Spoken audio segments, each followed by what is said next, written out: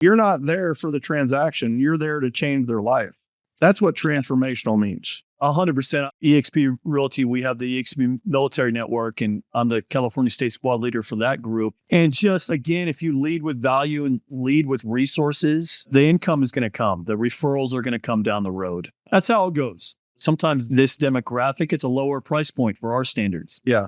I would love to be, luxury dealing with 1.5 to 2.5, and I have sold those, but it's not my cup of tea. Yeah. I could do that, but it's not my thing. Yeah.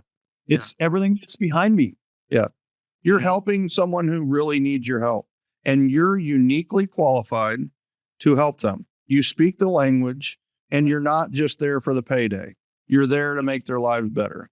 And that's, and I would hope anybody that chooses a niche, I know a gal in Kansas City area who does land and horse farms. Well, why? Because she hates horses? No. She loves horses. She grew up on a horse farm. She knows the language of people who buy anything to do with horses, and guess what? She's it. She's the only, like, if I had someone who wanted to list a horse property, I would refer it to her within the same city, right? I just wouldn't do it because A, I wouldn't want to drive all the way out there probably, but B, it's just like, that's not my niche. That's her niche. She's going to sell that in a heartbeat, probably already has a buyer for it. And, and I'm going to go that route. So, it's just, I just think we all need to figure out for me, it was softball, softball and baseball. I was in a very tight softball niche, very high level of softball group. I speak the language.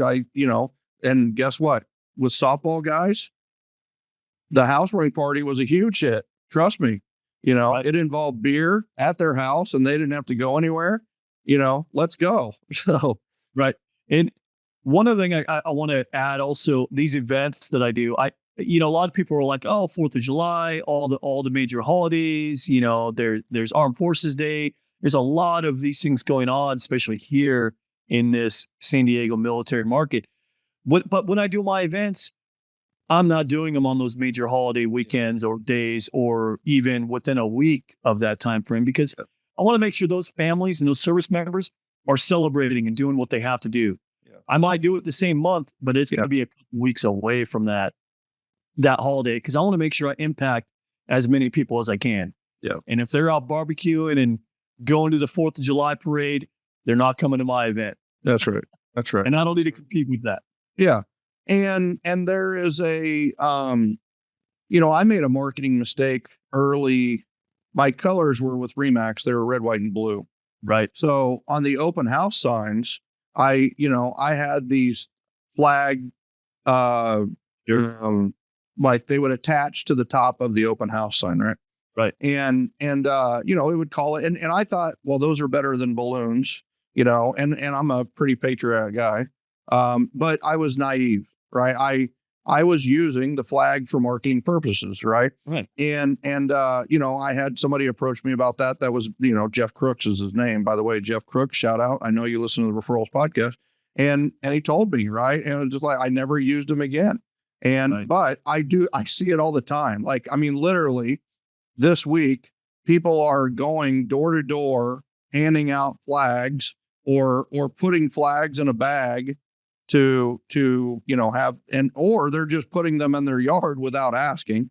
And it's just like, that's so insecure and ingenuine that it rings the wrong bell, right? It just rings insincere.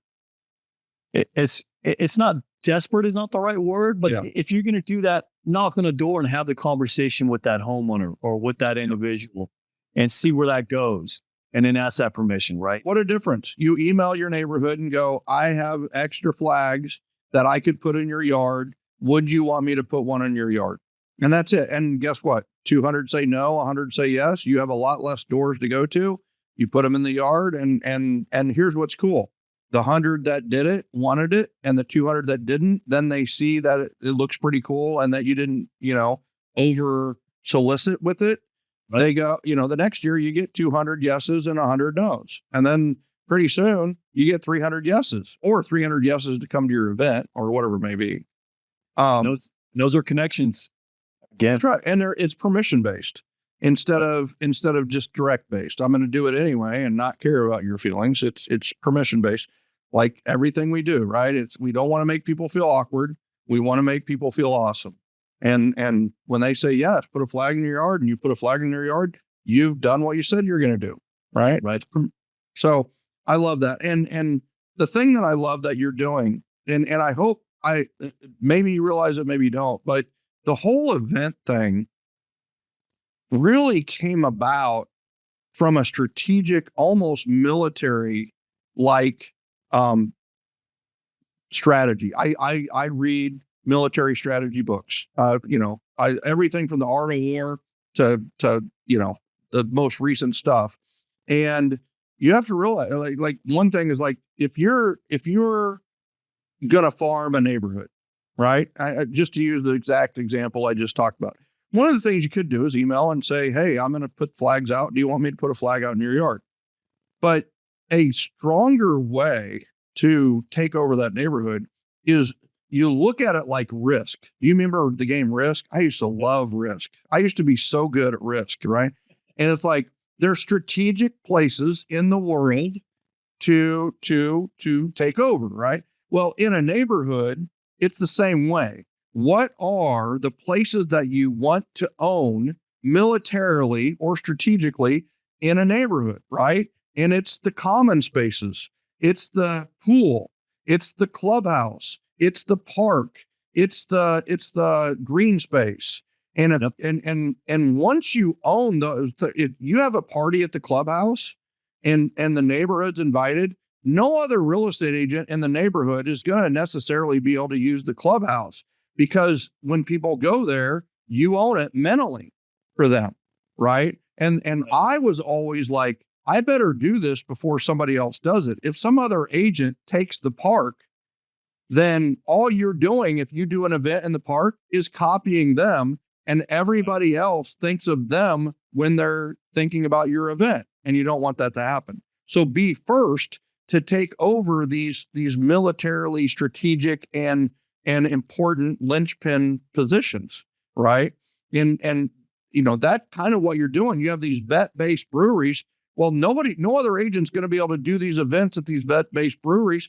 Why? Because they're going to think of you, because you've already done it. Yep. The other thing is, the other realtors won't do it because they'll go, well, he did it and he did it there, so I can't do it there because I would just be copying him, right? Sure. So there is a huge strategic benefit to being first to doing these events in your sphere and in your farm. And I love what you've done, right? I appreciate that. That's a great point. You reminded me about the park. So my Sunday event that I'm planning for August, I need to get on that and have that. My plan is to have it in the local community at the park. See, I just scared the crap out of you. I like that. Make sure someone else doesn't do it before August. That's right. That's right. When does school start in San Diego? It depends on the school, on the high schools. My son, he starts, I believe, second or third week in August. Yeah. So you'd want to do it like the second week of August, right? So you could do a back to school ice cream social, end of summer bash, that kind of thing. I love that. I love that. I love the timing of it, and I love the thought of it. And I think that's going to be a huge hit. And you're right.